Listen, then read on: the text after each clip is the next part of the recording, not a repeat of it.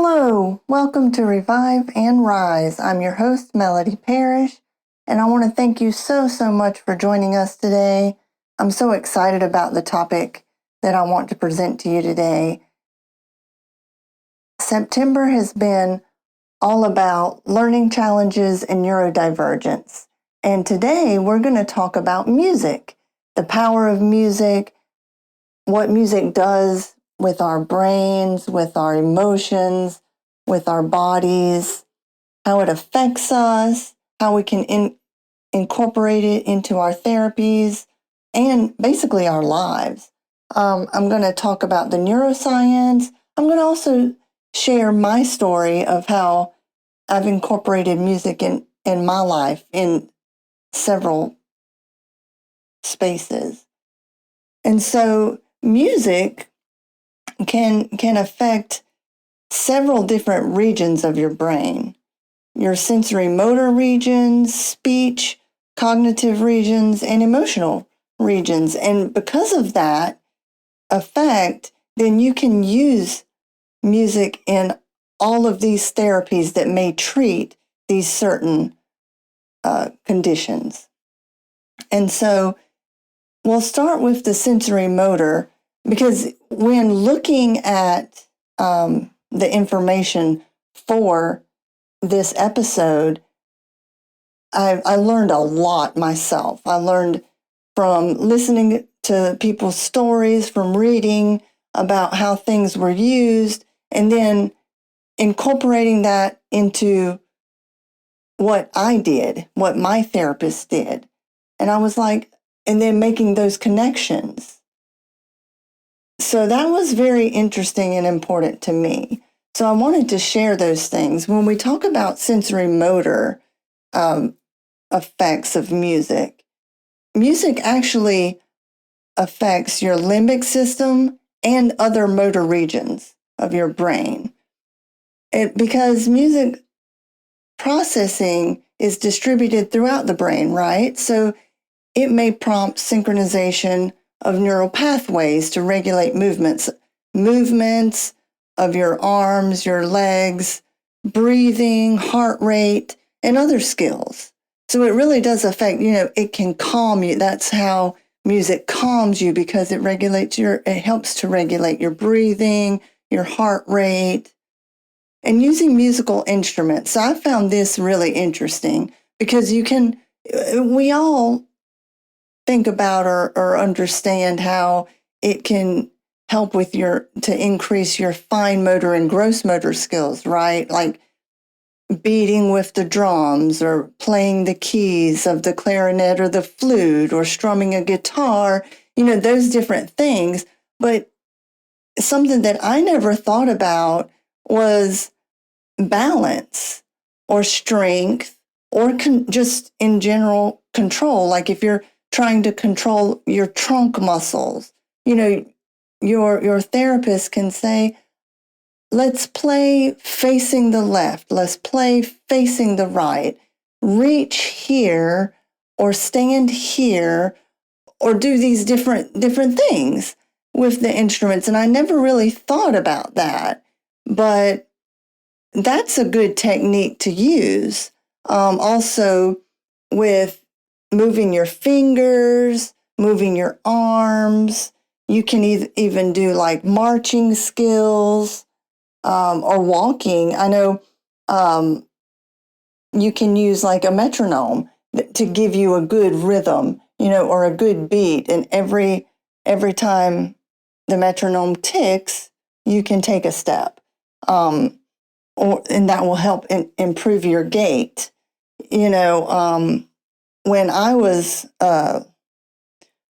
relearning how to walk, it's a very complex procedure, which, because we don't think about it, we don't really understand or know how much is involved in just moving your leg, taking a step. But, if my therapist tried the metronome, and I couldn't really like incorporate it totally. So then they tried, saying left, right. But then I would get so caught up in making sure to use the correct leg, right? And I was focusing more on that than I was actually taking the step. So then they would clap, and for some reason I could understand the claps more than I could the ticks of the microphone, the metronome, but that all had to do with my processing skills. But it was very fascinating to me how you can use music, and if you think about it, we use music all the time, right? When you want to work out, you use music. If you want to do more aerobic exercise, you use faster music, more upbeat music. Sometimes if you want to just calm down and mellow out, you'll listen to slow, soft music. So music really affects our sensory motor system a lot more than we realize, because we're so used to having music and to using music in that way. But then when you can also use music for speech, and this is what I was so fascinated about too, is because your processing for auditory information is different. Memories of verbal speech is different than memories of musical speech. Likewise, because the memories are different, but so are the processing and the actual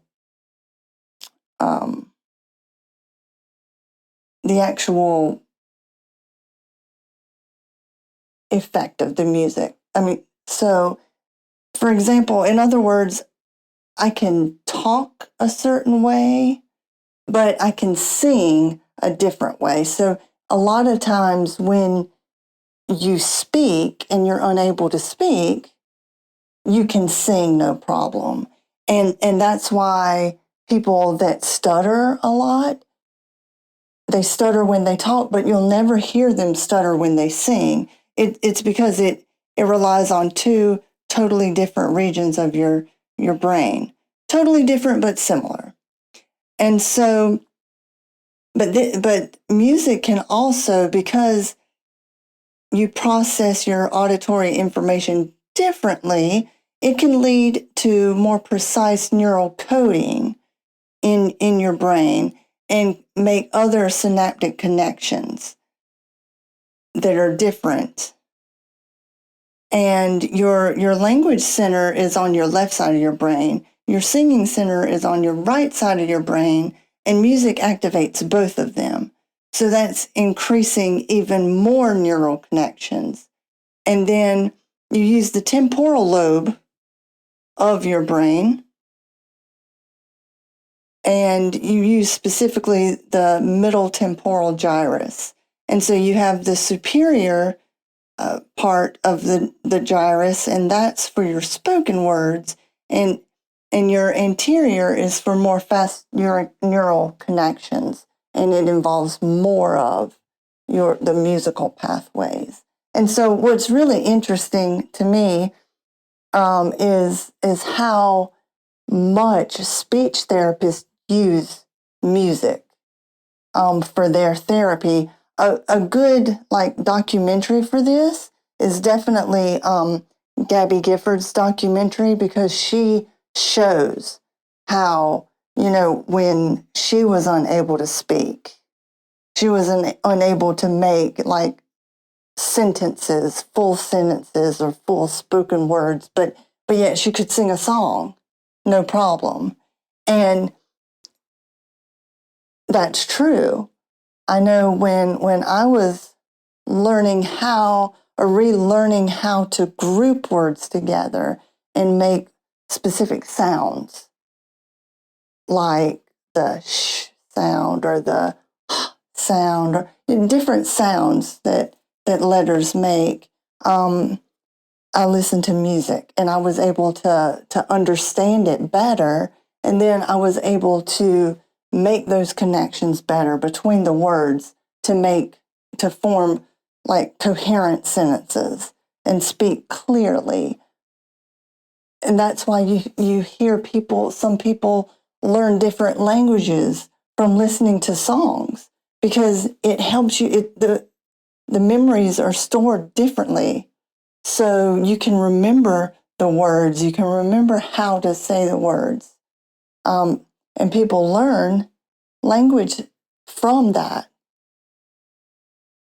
And not just that, you can learn the same language from that as well. So it's just, and because you're using two different sides of your brain, it's making more neural connections so that it increases the neuroplasticity of your brain.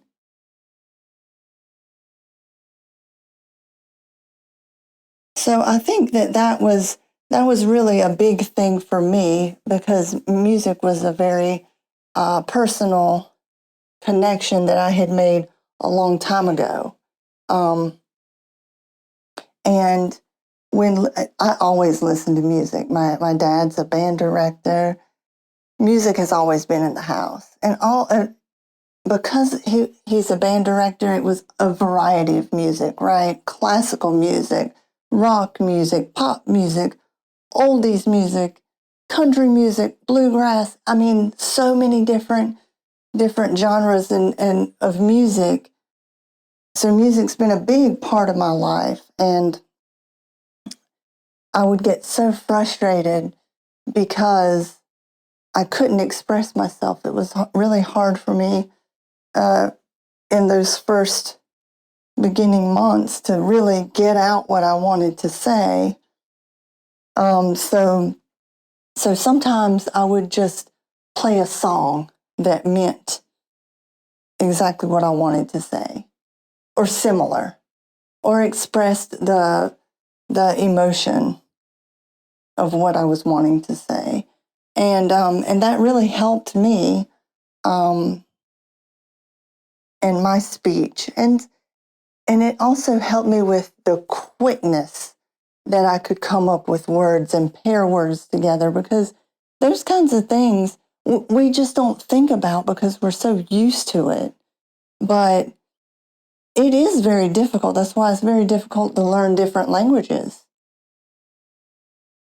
because you have to pair words together, you have to say the words together, say the right sounds. But music can always help that. And when we're talking about music, you also think about like your cognitive abilities and how you store music. Why is it that you can hear a song and yet you can sometimes name like where you were when you first heard that song, and you have, emotional ties to music. Oh, this song makes me think of this. I remember when I was this age doing this activity, this song was playing. There are strong ties with music, and music activates the hippocampus for your memory. And when you think about it, okay, when you're small, you're in like kindergarten, first grade, and you're wanting to learn things, it's always with a song. We learn the ABCs with a song. A, B, C, D, E, F, G. And yeah, a lot of people think, well, but that makes it playful, that makes it fun. Yes, but there is a scientific reason for that. And it's because music memories are stored and retrieved differently by your brain. What's spoken is stored in a different place than the same exact words put to music. And because of that, different parts of your brain retrieve those memories. So whereas somebody told you something at this certain time, you could have somebody sing you that same thing, and if it's stored in a different part of your brain, you'll either you'll remember one or the other quicker. And that can be good. I remember my speech therapist, because we were also working on my cognition. She sometimes would sing things to me to get me to remember, or get me to sing it to myself to get me to remember things a little better. And even when, like, certain cognitive tests, they'll ask you to repeat like 4 words, repeat 3 words, repeat 6 words. And sometimes if I was having trouble, she would say them, ball, cat, dog. And sometimes I could remember them and I'd say ball, cat, dog. Sometimes I couldn't. And so if I couldn't, then she would kind of sing it to me a little bit. Ball, cat, dog. And then I'd be able to either remember it better and repeat it, or not, but those were memories that I have of things. And we progressed into, eventually we would have like steps to get dressed, or steps to go out the door and get in the car, and we would put those sequential steps in a song so that I would be able to remember and I would be able to recite back. And I found this very helpful. It's just different ways of doing things and different ways of thinking about things. Music improves your temporal processing and attention. It also improves your executive functions of your brain. So, say you have attention deficit disorder or ADHD,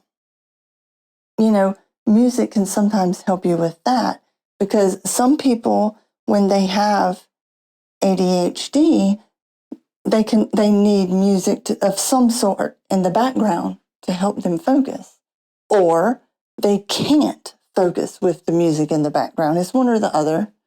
And you have to, it's, between people, it's all unique, individualized, right?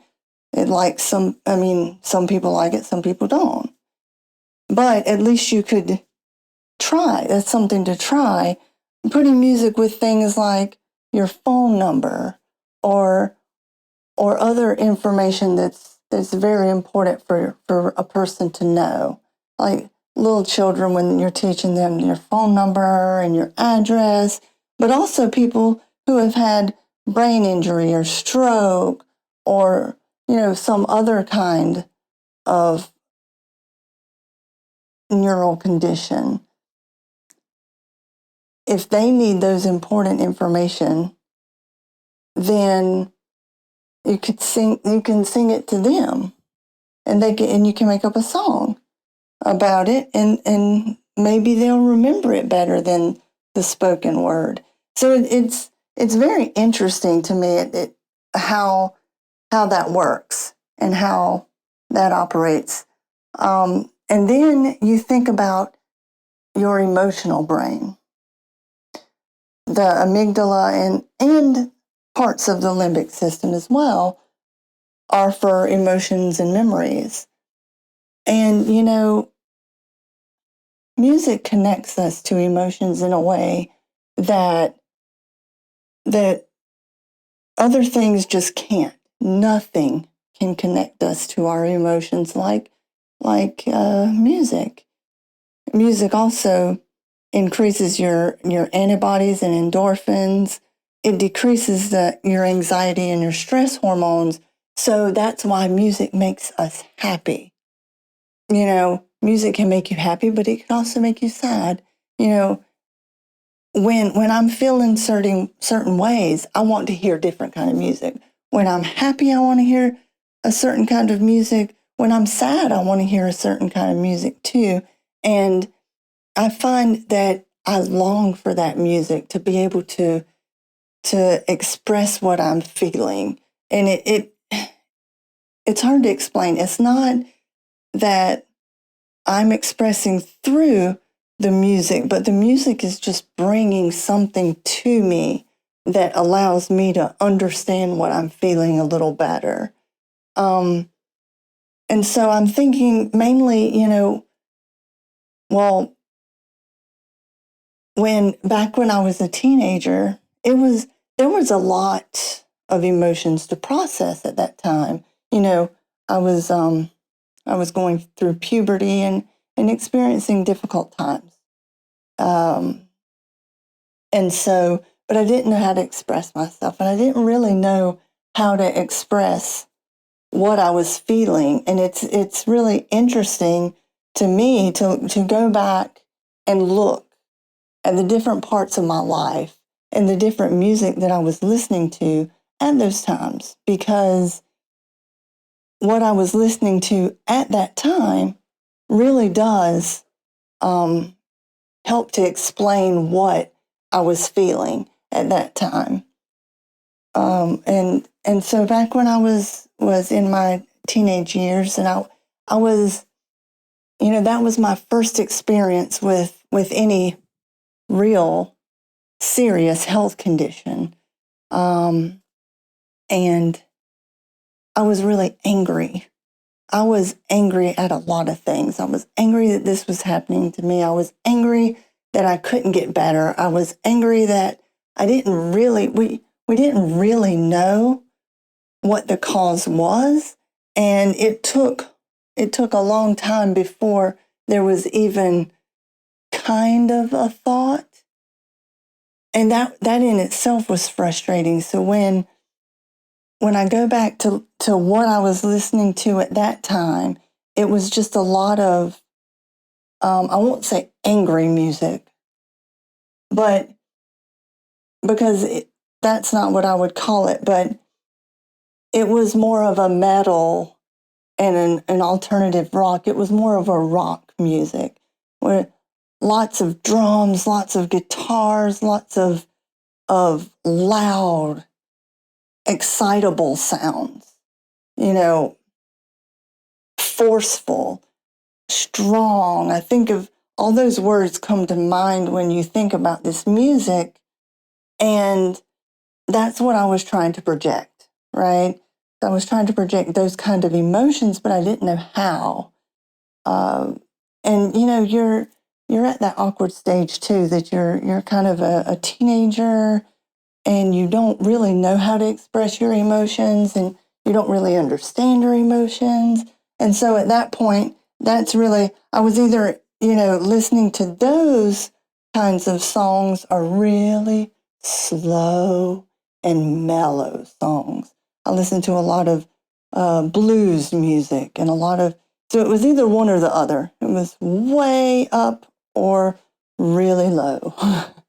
And but I would listen to music for hours and hours and hours. And,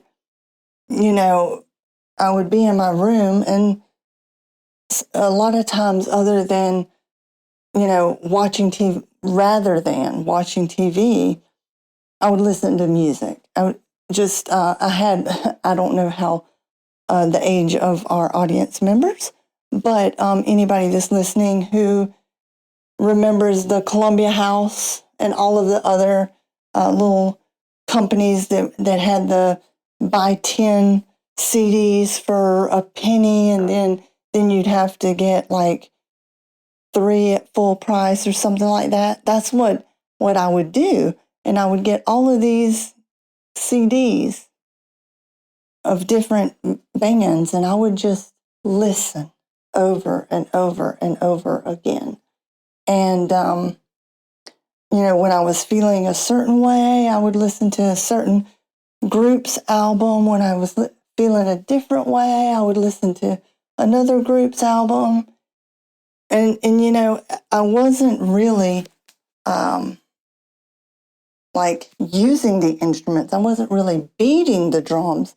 but I would think about beating the drums and what it would feel like and how it would feel to hit something that hard and those kind of things, and that's what I was feeling. So it was really interesting. I have a great connection with music. Then when I went to when I had my brain injury, music became a big focus just on the way I emotionally felt as well, but also on getting me out of,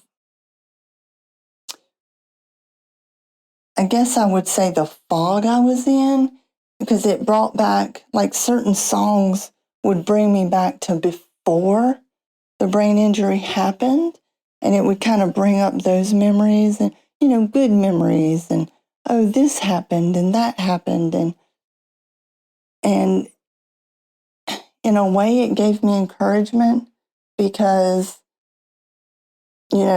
I remembered how I once was, and it gave me encouragement to try and get back there, if that's the right way to say it. But it was really powerful, and then to be able, because one of the parts of my brain that was affected was my emotional regulation system. And so it was really hard for me to pair up the right emotional response with the right stimulus. So sometimes I would laugh when I shouldn't be when I should be crying. And sometimes I would cry when I should be laughing, and vice versa. So it really helped me, I think, listening to music to help understand where these emotions should be. If this happens, this is kind of what I should express in a way. And that really helped me to connect those things, I feel like. And then once I developed PTSD, music was a huge, huge part of my life. And I think my spirituality was really, really, really strained and affected by that event. Because, when you go through several near-death experiences, and when these experiences happened, there was also such emotion tied with them, and there was such a strong relationship with God that I had. And that came from childhood up until that point. But then when I began to develop PTSD, and I didn't really understand what was going on, and because of the emotional shock to my brain, I started to neurologically regress some. And when that began to happen, I had a lot of fear come on. And so with all of that, it was the first time in my life that I can remember, probably not the first time, but when I really didn't feel God with me. And I felt so alone, so scared of what was going to happen, what could happen. And it was a really dark time in my life.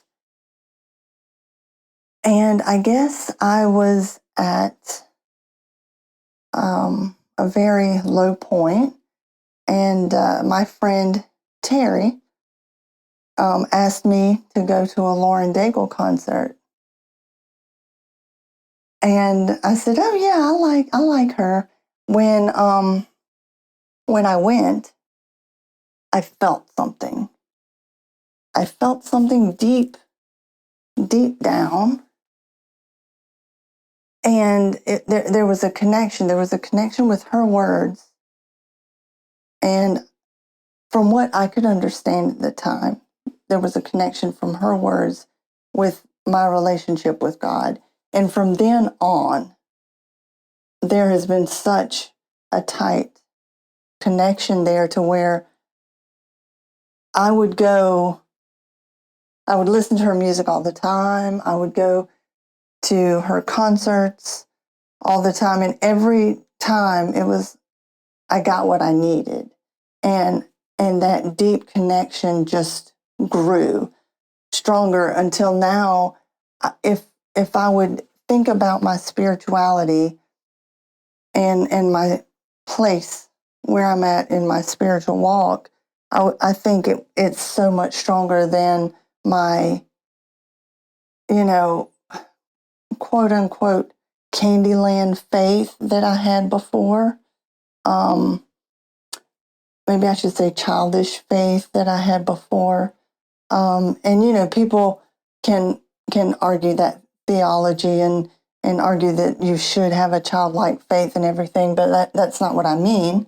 And I'm not here to discuss theologically what anyone should do. If anyone should believe in God, if not, I'm just giving my example. But I think from music and the emotions, it brought back, that connection brought back what I felt I had lost and brought it back stronger and more resilient, I feel like. And that was the connection. And it's a connection I still have today with Lauren Daigle's music. And it really helped me through many, many times. And it's so interesting because whenever I was having suicidal thoughts or things of that nature, or in just a really, really dark place where I really shouldn't be, a Lauren Daigle song would always come on, and it would just take me back to bring me out of wherever I was at.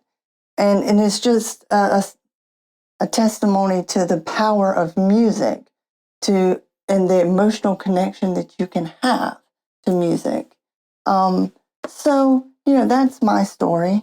And I was just sharing with you some things. There's tons of other things, other connections to be made, other ways that music can be incorporated in a variety of therapies, modalities, and just incorporated into your life for anyone. So I'm really grateful to be able to share this with you today and what I've learned and my story. And I would love to hear yours. So thank you for joining us for this episode. And remember, you do not have to suffer alone.